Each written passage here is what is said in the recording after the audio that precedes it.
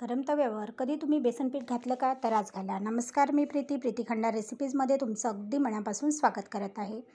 नाश्त्यासाठी काहीतरी झटपट बनवायचं असेल तर बनवा ही रेसिपी. बघा, इथे घेतलेलं आहे बेसन पीठ. 1 वाटी बेसन पीठ घेतलेलं आहे आणि अर्धा वाटी रवा घेतलेला आहे. त्या जागी तुम्ही 1 वाटी रवा व अर्धा वाटी बेसनसुद्धा घेऊ शकता. तर इथे आता आपण हे साहित्य घेतल्यानंतर याच्यामध्ये आपल्याला थोडी हळद घालून घ्यायची आहे, तसंच थोडंसं मीठ घालायचं आहे आणि आता हे सगळं मिक्स करून घ्यायचं आणि पाणी घालून सगळं भिजवून घ्यायचं. तर आपल्याला याचं छान असा एक मिश्रण तयार करायचं आहे. तर बघू शकता या प्रकारचं आपल्याला मिश्रण तयार करायचं आहे. एकदम पातळ नाही व एकदम घट्ट नाही, मध्यम असं इथे आपल्याला मिश्रण हवं आहे. आता आपल्या या रेसिपीसाठी आपल्याला एक मसाला तयार करायचा आहे. त्या मसाल्यासाठी इथे बघा कोथिंबीर घेतलेली आहे. कोथिंबीर आपल्याला भरपूर अशी घ्यायची आहे.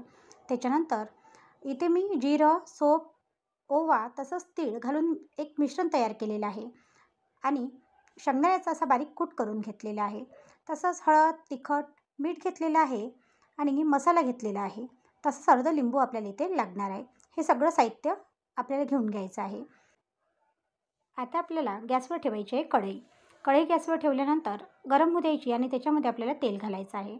आधी आपण छान असा मसाला करून घेऊया. तेल छान असं कळकळीत गरम झालं की थोडी आपल्याला याच्यावर मोहरी घालायची आहे. मोहरी तडतडली की लगेचच आपल्याला लसूण व जिरं, कोथिंबीर पेस्ट केलेली आहे ती पेस्ट आपल्याला याच्यामध्ये अर्धा चम्मच घालून घ्यायची आहे. पेस्ट इथे छान अशी परतवून घ्यायची आहे. पेस्ट परतवली की लगेच आपण जे सोप, जिरं, ओवा, धणे व तीळ घालून जे एक जाडसर मिश्रण तयार केलं होतं ते मिश्रण आपल्याला याच्यामध्ये घालून घ्यायचं आहे. आपल्याला हे एकदम बारीक नको, तर थोडंसं जाडसर हवं आहे, म्हणून मी इथे खलबत्त्यात त्याला कांडून घेतलेलं आहे. आता हे सगळं टाकल्यानंतर आता लगेचच आपल्याला हळद, तिखट, मीठ आपल्या सारणाच्या हिशोबाने आपल्याला इथे घालायचं आहे. तर बघा, हे सगळं घातल्यावर लगेचच आपल्याला याच्यामध्ये शेंगदाण्याचा कूट घालून घ्यायचा आहे. शेंगदाण्याचा सुद्धा मी खलबत्त्यात काढून घेतलेला आहे, मिक्सरमध्ये बारीक नाही केला. हे सगळं छान असं तेलामध्ये आपल्याला परतून घ्यायचं आहे. हे छान असं शिजत आलं की लगेच आपल्याला याच्यावर घालायची आहे कोथिंबीर. कोथिंबीर जेवढी जास्त असेल तेवढाच आपला हा मसाला छान असा तयार होतो. आज आपण जी रेसिपी बनवणार आहोत ती रेसिपी थोडीशी वेगळी आहे, पण चवीला खूप अशी चविष्ट बनते आणि वेगळी पद्धतसुद्धा आहे, म्हणून तुम्ही नक्की एकदा ट्राय करा.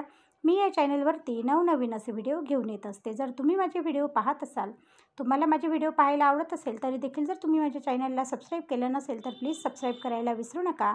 आणि हो, तुम्ही हा व्हिडिओ कुठून पाहता ते सुद्धा मला कमेंट करून कळवायला विसरू नका.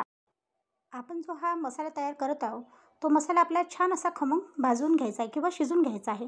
आणि छान असा मसाला शिजल्यानंतर आता याच्यामध्ये थोडं आपल्याला लिंबू घालायचं आहे. नंतर थोडी साखर घालायची आहे. आपला जो मसाला आहे त्याची छान अशी चव वाढेल, तर साखर आणि मीठ नक्की घाला. इथे आपला मसाला तयार आहे. आता आपल्याला एक गॅसवर एक तवा ठेवायचा आहे. इथे बघा, मी डोश्याचा तवा वापरत आहे, तुम्ही कोणताही वापरू शकता.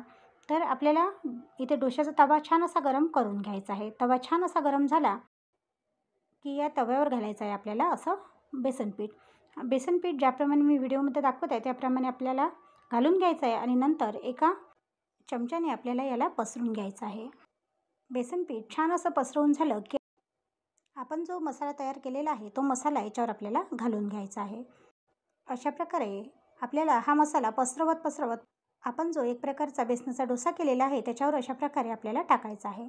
दाटसर असा टाकायचा आहे, पातळ नाही. आपल्याला जेवढा आपण हा मसाला छान असा जास्त घालू तेवढीच आपली ही जी रेसिपी आहे ती छान अशी बनेल. म्हणून आपल्याला जी एक प्रकारचा आपण जो डोसा बनवला आहे त्याच्यावर आपल्याला हा जो मसाला आहे तो पूर्ण सेट करायचा आहे.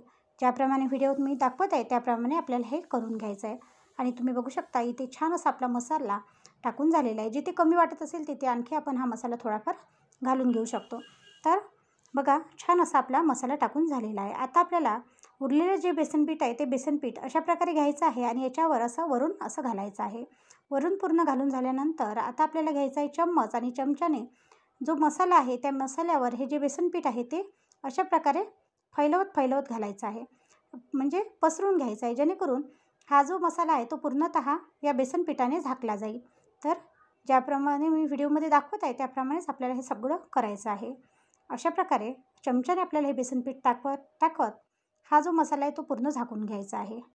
अशा प्रकारे बेसन पीठ टाकून झाल्यानंतर आता आपल्याला ही जी रेसिपी आहे ही एका साईडनं आपल्याला पूर्णतः शिजू द्यायची आहे.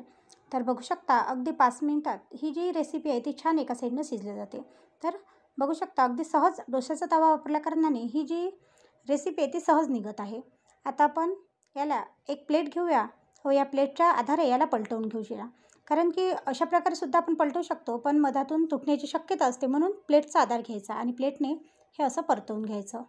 प्लेटने हा जो पदार्थ आहे तो लवकरात लवकर असा परतला जातो. तर आता अशा प्रकारे परतल्यानंतर आता आपल्याला अशा प्रकारे या डोशाच्या ताव्यावर असं टाकून घ्यायचं आहे. तर तुम्ही बघू शकता छान असा आपला हा जो पदार्थ आहे किंवा रेसिपी आहे ही परतून झालेली आहे.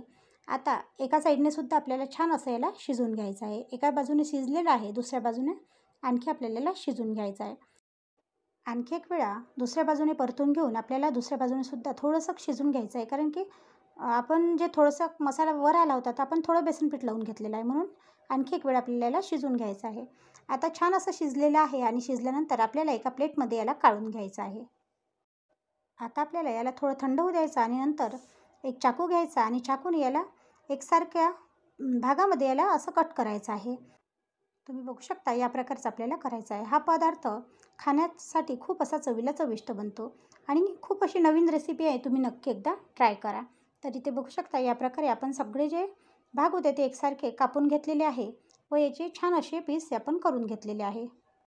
आता आपण जे पीस करून घेतलेले आहे ते तळूनसुद्धा घेऊ शकतो किंवा त्याला छान अशी फोडणीसुद्धा देऊ शकतो. तर इथे मी फोडणी करून घेणार आहे. कढईमध्ये तेल घालायचं आहे. तेल छान असं गरम होऊ द्यायचं आहे. तेल गरम झालं की थोडी मोहरी घालायची आहे. मोहरी छान आपल्याला तळतळू द्यायची आहे आणि नंतर आपल्याला याच्यामध्ये घालायचे आहे तीळ. तीळ घातल्याने हा जो पदार्थ आहे तो छान असा चवीला चविष्ट बनतो आणि थोडं जिरं घालून घ्यायचं आहे आणि हे छान असं फुटू द्यायचं आहे. तर बघू शकता तळतळलं की लगेचच आपल्याला थोडी कोथिंबीर घालून घ्यायची आहे. थोडं हळद, तिखट, मीठ असं जे साहित्य आहे ते सगळं आपल्याला याच्यामध्ये घालून घ्यायचं आहे. आपण ही जी रेसिपी बनवली याच्यामध्ये आतमध्ये सुद्धा हळद, तिखट, मीठ वापरलं आहे, म्हणून थोडं थोडंच घालायचं, जास्त इथे वापर करायचा नाही. आता हे जे फोडणी आहे ती आपल्याला परतवून घ्यायची आहे. आता आपण जे रेसिपी बनवली होती त्या रेसिपीचे जे तुकडे केले होते ते सगळे याच्यामध्ये आपल्याला घालून घ्यायचे आहे. तर बघा अशा प्रकारे सगळे घालून घ्यायचे आहे आणि नंतर याला छान असं परतवून घ्यायचं आहे. खूप चवीला चविष्ट असा हा पदार्थ बनतो, तुम्ही नक्की एकदा ट्राय करा. आता या रेसिपीला आपल्याला परतवून घ्यायचं आहे आणि थोडं असं छान असं या फोडणीमध्ये होऊ द्यायचं आहे. फोडणीमध्ये झाल्यानंतर ही जी रेसिपी आहे ती खूप अशी चवीला चविष्ट बनते आणि तुम्ही बघू शकता इथे छान आपली ही रेसिपी तयार आहे. अगदी 5 मिनटंच आपल्याला या फोडणीमध्ये याला होऊ द्यायचं आहे, जास्त वेळ होऊ द्यायचं नाही. 5 मिनटं फोडणीमध्ये झाल्यानंतर आता आपल्याला याच्यामध्ये अर्ध लिंबू पिळून घ्यायचं आहे आणि घालावटली तर थोडी साखरसुद्धा घालू शकता, पण मी आधीच साखर घातली आहे म्हणून घालणार नाही. आता थोडं लिंबू याच्यामध्ये पिळून घेते. लिंबू पिळून घेतल्यानंतर आणखी एकदा परतून घेऊ व एका प्लेटमध्ये याला काढून घेऊया.